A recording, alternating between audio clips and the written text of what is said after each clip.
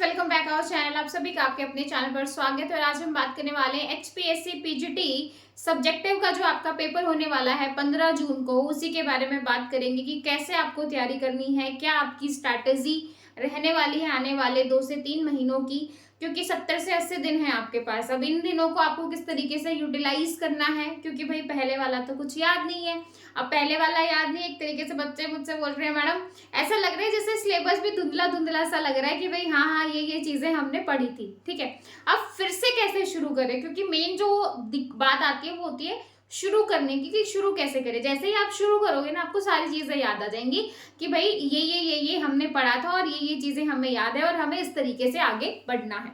सारी चीजों को डिटेल में समझेंगे कि किस तरीके से आपको तैयारी करनी है, शुरुआत कैसे करनी है, टफ सब्जेक्ट से शुरू करें, आसान से शुरू करें, क्या आपका सिलेबस रहने वाला है। जो नए बच्चे हैं उनको सिलेबस के बारे में अच्छे से डिटेल में बात करेंगे, क्या सिलेबस है, किस तरीके से तैयारी करनी है और क्या स्ट्रैटेजी लेके चलनी है ताकि जो 1700 वैकेंसी है उनमें आपका नाम आ सके। ठीक है, तो चलिए भाई बात कर लेते हैं। सबसे पहले बात करेंगे कि भाई आपकी स्ट्रैटेजी क्या होनी चाहिए। सबसे पहले आपको अपने सिलेबस के बारे में पता होना चाहिए। ठीक है, सबसे पहले आपको अपने सिलेबस के बारे में पता होना चाहिए कि जो आपका सिलेबस है वो क्या रहने वाला है। ठीक है, सिलेबस के बाद आते हैं प्रीवियस ईयर क्वेश्चन, कि भाई प्रीवियस ईयर क्वेश्चन आपके क्या रहेंगे और आपका जो सब्जेक्टिव है उसमें से कैसे कैसे क्वेश्चन बन सकते हैं। अब जैसे मैंने प्रीवियस ईयर क्वेश्चन लिखा, बच्चे सोच रहे होंगे मैडम कौन सा प्रीवियस ईयर क्वेश्चन, हमारा तो कोई हुआ ही नहीं है पेपर, तो प्रीवियस ईयर कहाँ से। तो देखो भाई प्रीवियस ईयर अगर आप कंप्यूटर साइंस की बात करोगे ना, तो कंप्यूटर साइंस के आपको कहीं पर भी नहीं मिलेंगे।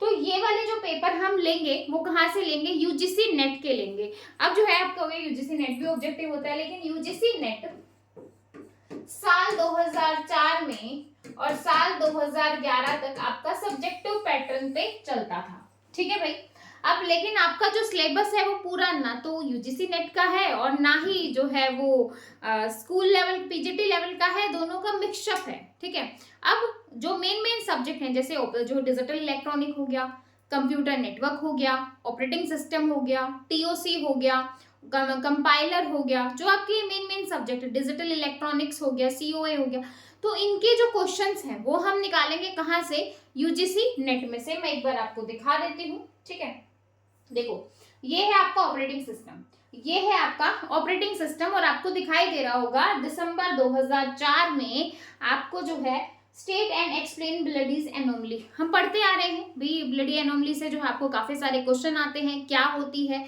किस तरीके से होती है। ऑब्जेक्टिव में अगर मैं बात करूं तो भाई आपसे पूछा जाता है कि भाई क्या जो है क्या अगर हम जो है फ्रेम का साइज बढ़ा दें और अगर आपके पेज फोल्ड भी इंक्रीज हो जाते हैं तो ये कौन सी प्रॉब्लम होती है। तो इस तरीके से आपसे क्वेश्चन पूछा जाता है। लेकिन जब हम सब्जेक्टिव की बात करेंगे तो ऑब्जेक्टिव में तो एक क्वेश्चन पर टिक करना है, एक ऑप्शन पर टिक करना है, लेकिन जब सब्जेक्टिव की बात करेंगे तो आपको डिटेल में बताना पड़ेगा कि ब्लडीज एनोमली प्रॉब्लम क्या होती है, कहाँ पे अक्कर होती है, किस तरीके से। आपको एग्जाम्पल भी लेके दिखाना पड़ेगा कि भाई पहले हमने जो है फ्रेम का साइज 3 लिया तो जो मेरा पेज फोल्ड था वो आपका 7 आया, लेकिन जैसे ही मैंने जो है फ्रेम का साइज 4 कर दिया तो आपके जो पेज फोल्ड है वो 7 से बढ़ के 9 हो गए।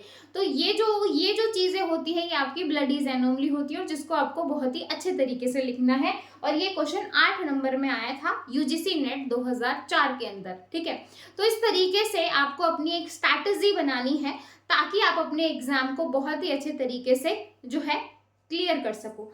ठीक है, तो भाई इस तरीके से जैसे ये वाला हो गया, यहाँ पे सारी चीजें बता रखी है भाई कहाँ पे आपकी जो है ये ब्लडीज एनोमली की प्रॉब्लम, क्योंकि पेज रिप्लेसमेंट एल्गोरिथम तो आपके जो है फीफो भी होता है, जो है आपका ऑप्टिमल भी होता है और लिस्ट भी होता है, लेकिन जो ये वाली जो प्रॉब्लम आती है वो फीफो के अंदर आती है। ठीक है, तो एग्जाम्पल के थ्रू हम इसको समझेंगे यहाँ पे कि भाई क्या चीजें हैं। ठीक है, तो ये एग्जाम्पल के थ्रू बता रखा है। इसके बाद नेक्स्ट क्वेश्चन है आपका if FIFO page replacement is used with 4 pages, कि भाई 4 पेज है, फ्रेम है, 8 जो है pages, no many page fault will occur, take जो है रेफरेंस स्ट्रिंग आपके पास ये दे रखी है और 4 frame are initially empty, repeatedly the problem of LRU. LRU से आपको ये प्रॉब्लम सॉल्व करनी है। जब एलआरयू से प्रॉब्लम सॉल्व करेंगे, आपको नंबर ऑफ ये दे रखा है, तो आपको स्टेप 1, स्टेप 2, स्टेप 3, इतने पेज फॉल्ट यहाँ पे हो गए, इतने पेज फॉल्ट यहाँ पे हो गए, प्रॉपर डायग्राम के थ्रू आपको बना के दिखाना पड़ेगा, ताकि एग्जामिनर को भी लगे कि भाई बच्चे को बहुत ही अच्छे तरीके से नॉलेज है अपने सब्जेक्ट की, ठीक है। क्योंकि भाई यहाँ पे आपको चीजें समझनी तो है, लेकिन वो समझ के जो है कंसाइज वे में वहां पे जो है उतार के भी आना है, लिख के भी आना है, जहाँ पे आपकी गलतियां कम हो, आपकी राइटिंग साफ सुथरी हो, और हर क्वेश्चन में आपका जो एक डायग्राम है वो वहां पे होना चाहिए। प्रॉपर स्टेप में आप वहां पे चीजें लिखेंगे, और जो जितने आपको स्पेस दे रखा है उसी में आपको बहुत ही बेहतरीन तरीके से अपनी जो कलाकारी है, यानी कि जो चीजें आपको आती हैं, वो बहुत अच्छे तरीके से वहां पे लिख के आनी है, ताकि एग्जामिनर देख के, कहते हैं ना कि भाई कई बार आप देखो, आपने जैसे स्कूल में पढ़ाया होगा, भाई आप जो है कहीं ना कहीं आपने किसी ना किसी की कॉपी चेक की होगी। अगर आप 10 बच्चों की कॉपी चेक कर रहे हो, और आपने भी देखा होगा कि भाई अगर कोई बच्चा बहुत ही अच्छे तरीके से काम कर रहा है, मतलब जिसकी कॉपी बहुत साफ, आपका खुद मन करेगा कि चलो मतलब इसका बहुत अच्छा है, मतलब अच्छे नंबर दे दो। और जिसका बहुत काटा पीटा होगा, चाहे उसने भले ही सही लिख रखा हो, लेकिन कहीं ना कहीं जो है वो एक चीज आ जाती है कि नहीं, तो वही जो डिफरेंशिएट जो आपने अपनी लाइफ में फील किया है, वही आपको जो है यहाँ पे नहीं करना है। मतलब कुल मिला के जो सब्जेक्टिव पेपर होता है, वहां पे आपको अपनी राइटिंग स्किल्स पे, आपका जो चीजें हैं लिखने का वो है, ऐसा नहीं कि कुछ भी लिख के आ जाओगे। तो थोड़े से जो शब्दों की वो आपको दे रखी है, इतने शब्दों में आपको ये लिखना है, तो उसको बहुत ही अच्छे तरीके से लिखना है। मेन मेन कंसेप्ट को लेकर लिखना है, जिसमें आपका डायग्राम भी आ जाए, मेन पॉइंट्स भी आ जाए, चीजें भी अच्छे से आ जाए, और आप आगे वाले को समझा सको कि आप क्या बोलना चाह रहे हो, ठीक है। ऐसे नेक्स्ट क्वेश्चन है आपका जो है 100 nanosecond to access a page table with जो है 20 nanosecond to associative memory if take जो है एवरेज एक्सेस टाइम 28 नैनोसेकेंड। तो आपको बताना है कि हिट रेशो कितना होगा, ठीक है। तो ये क्वेश्चन आपका 5 नंबर में आया था, ठीक है। तो भाई इस तरीके से आपको ये क्वेश्चन जैसा न्यूमेरिकल क्वेश्चन हो गया, क्योंकि अब कई बच्चे पूछ लेते हैं मैडम न्यूमेरिकल पार्ट ज्यादा आएगा कि भाई थ्योरेटिकल पार्ट ज्यादा आएगा, तो इस तरीके के क्वेश्चन भी काफी सारे देखने को मिलते हैं। नेक्स्ट क्वेश्चन है compare and consider the handling जो है of system calls and exceptions, कि सिस्टम कॉल्स क्या हैं, क्या उनके एक्सेप्शंस होते हैं। ये क्वेश्चन भी आपका 8 नंबर में आया हुआ है।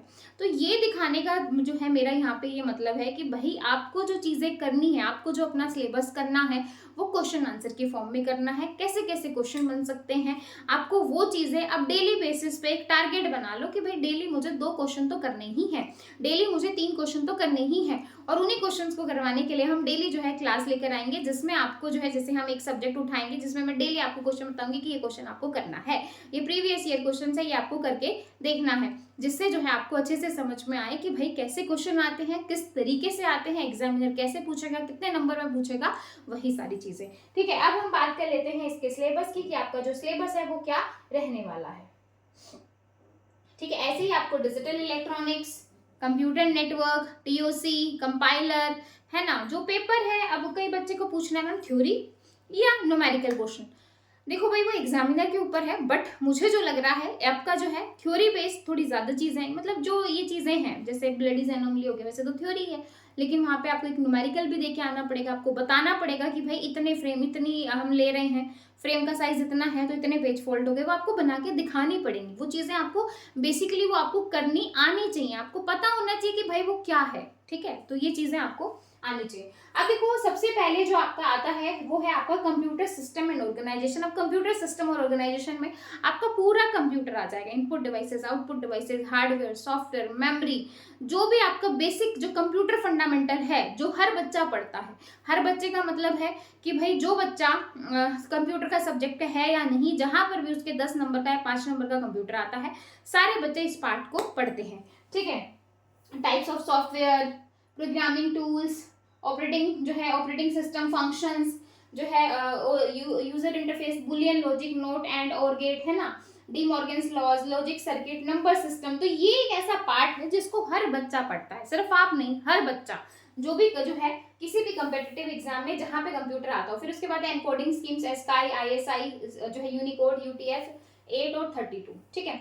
इसके बाद आता है कंप्यूटेशन थिंकिंग एंड प्रोग्रामिंग। जो मेन बच्चों को डाउट आ रहा है वो जो है पाइथन के ऊपर आ रहा है कि मैडम अगर पाइथन का प्रोग्राम आ गया तो कैसे करेंगे, क्या लिख के आएंगे, है ना, किस तरीके से करेंगे। देखो भाई अब यहाँ पे आपको जो सबसे पहले करना है पाइथन के प्रोग्राम में सबसे पहले जो आपके सिलेबस में जो प्रोग्राम दे रखे हैं उनको तो आपको बहुत अच्छे तरीके से याद करना है। एक नोट्स बना लो जहाँ पे जो जो आपके सिलेबस में प्रोग्राम है वो आपको बहुत ही अच्छे तरीके से आने चाहिए, ठीक है।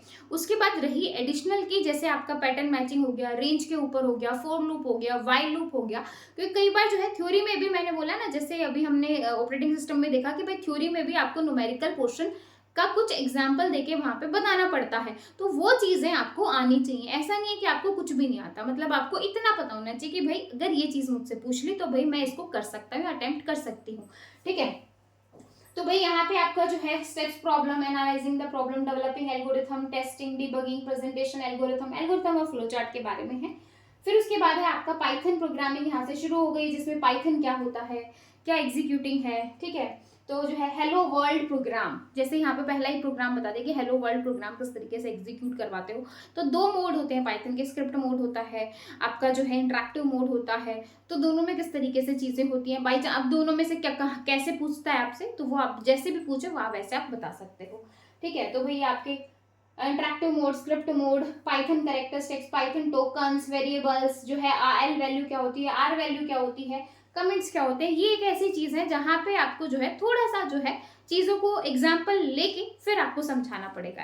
एल वैल्यू लेफ्ट साइड होती है, आर वैल्यू राइट साइड होती है, तो आपको पता ही है, ठीक है। चलिए अब जो है डेटा टाइप आपका जो है बुलियन, सीक्वेंस, लिस्ट, स्ट्रिंग, जो है मैपिंग, म्यूटेबल, इम्यूटेबल, जो है operators, expression, statement, type conversion, ठीक है, error, flow control, conditional statement, iterative statement जिसमें आपका लूप वगैरह आ जाएगा, ठीक है। स्ट्रिंग हो गया, स्ट्रिंग में पूरे स्ट्रिंग के फंक्शंस, स्ट्रिंग क्या होता है, क्या क्या चीजें हैं, म्यूटेबल होगा, इम्यूटेबल होगा, क्या क्या फंक्शंस हैं, वो चीजें आपको देखो आनी भी चाहिए, समझ में भी आनी चाहिए, और उनमें होता क्या है वो भी आपको पता होना चाहिए। कि भाई अगर आपको थ्योरी लिख के आनी हो तो वो आप बता सको, लिस्ट क्या है, टपल क्या है, डिक्शनरी क्या है, इन सब के फंक्शंस डिटेल में दे रखे हैं, ठीक है। तो ये सारी चीजें। अब जो है इंट्रोडक्शन, पाइथन मॉड्यूल्स क्या होते हैं, ठीक है, इंपोर्ट क्या होता है, मैथ मॉड्यूल, रैंडम है ना, स्टैटिक्स मॉड्यूल, तो इनके बारे में आपको जो है एक तरीके से भी, रैंडम क्या है, रैंड क्या है, रैंड रेंज क्या है।